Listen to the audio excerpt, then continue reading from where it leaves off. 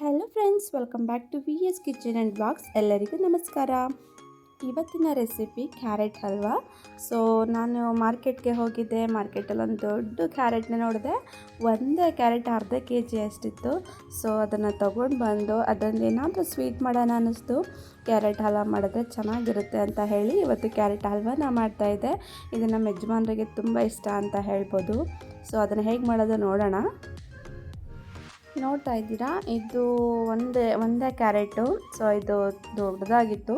ಇದನ್ನು ಸಿಪ್ಪೆ ಎಲ್ಲ ಸುಲಿದು ಈ ಥರ ತುರಿದಿಟ್ಕೊಂಡಿದ್ವಿ. ಇದು 2 ಕಪ್ ಆಗೋಷ್ಟು ನಮಗೆ ಕ್ಯಾರೆಟ್ ಆಯಿತು.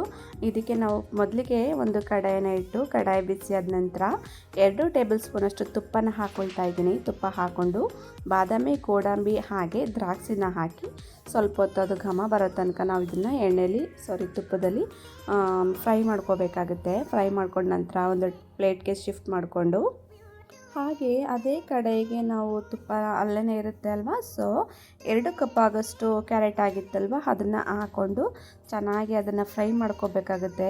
ಸ್ವಲ್ಪ ಹೊತ್ತು ಹಸಿ ವಾಸನೆ ಹೋಗೋ ತನಕ ಇದನ್ನು ಫ್ರೈ ಮಾಡಿಕೊಂಡು ನಂತರ ಅದಕ್ಕೆ ನಾನಿಲ್ಲಿ 1.5 ಕಪ್ಪಷ್ಟು ಹಾಲನ್ನ ಹಾಕ್ಕೊಳ್ತಾ ಇದ್ದೀನಿ. ಹಾಲು ಅದು ಚೆನ್ನಾಗಿ ಕುದಿಸಿ ಹಾರಿಸಿರ್ತಕ್ಕಂಥ ಹಾಲನ್ನ ಹಾಕ್ಕೊಳ್ತಾ ಇದ್ದೀನಿ.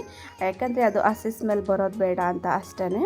ಸೊ ಹಾಕ್ಕೊಂಡು ಚೆನ್ನಾಗಿ ಅದನ್ನು ಮಿಕ್ಸ್ ಮಾಡಿಕೊಂಡು ಹಾಲಲ್ಲಿನೇ ತುಂಬ ಚೆನ್ನಾಗಿ ಅದನ್ನು ಬೇಯಿಸ್ಕೋಬೇಕಾಗುತ್ತೆ. ಬೇಯಿಸ್ಕೊಂಡ್ರೆ ಅದು ಹಾಲಿನ ಜೊತೆ ಹೊಂದ್ಕೊಬಿಟ್ರೆ ಸಕ್ಕ ಸ್ಮೆಲ್ ಕೊಡುತ್ತೆ. ಸೊ ಹಾಗಾಗಿ ಇದಕ್ಕೆ ಒಂದು 4 ಏಲಕ್ಕಿನ ಜಜ್ಜಿ ಹಾಕ್ಕೊಳ್ತಾ ಇದ್ದೀನಿ. ಹಾಕ್ಕೊಂಡು ಮತ್ತೊಂದು ಸರಿ ಇದನ್ನು ಚೆನ್ನಾಗಿ ಮಿಕ್ಸ್ ಮಾಡ್ಕೋಬೇಕಾಗುತ್ತೆ. ಅದು ತಳ ಹತ್ತಿಬಿಡುತ್ತೆ. ಸೊ ಹಾಗಾಗಿ ಇದನ್ನು ಬಿಡ್ದಂಗೆ ಕೈ ಆಡಿಸ್ತಾನೆ ಇರಬೇಕಾಗುತ್ತೆ. ಇದಕ್ಕೆ 3/4 ಕಪ್ಪಷ್ಟು ಸಕ್ಕರೆನ ಹಾಕ್ಕೊಳ್ತಾ ಇದ್ದೀನಿ. ಸ್ವೀಟ್ ಜಾಸ್ತಿ ಬೇಡ ಅಂದವರು ಯು ಕ್ಯಾನ್ ಸ್ಕಿಪ್, ಅಂದರೆ ಸ್ವಲ್ಪ ಲೈಟಾಗಿ ಹಾಕೋಬಹುದು. ಸ್ವೀಟ್ ಜಾಸ್ತಿ ಬೇಕಂದವರು 1-2 ಟೇಬಲ್ ಸ್ಪೂನ್ ಹೆಚ್ಚಿಗೆ ಹಾಕೋಬೋದು. ಹಾಕೊಂಡ ನಂತರ ಇದಕ್ಕೆ ನಾನು ತುಪ್ಪದಲ್ಲಿ ಹುರಿದು ಇಟ್ಕೊಂಡಿರ್ತಕ್ಕಂಥ ಡ್ರೈ ಫ್ರೂಟ್ಸ್ನ ಹಾಕ್ಕೊಳ್ತಾ ಇದ್ದೀನಿ. ಹಾಕ್ಕೊಂಡು ಒಂದೊಳ್ಳೆ ಮಿಕ್ಸ್ ಕೊಡೋಣ. ಮಿಕ್ಸ್ ಕೊಟ್ಟು ಹಾಗೆ ಬಿಡ್ದಂಗೆ ಕೈ ಆಡಿಸ್ತಾನೆ ಇರಬೇಕಾಗುತ್ತೆ.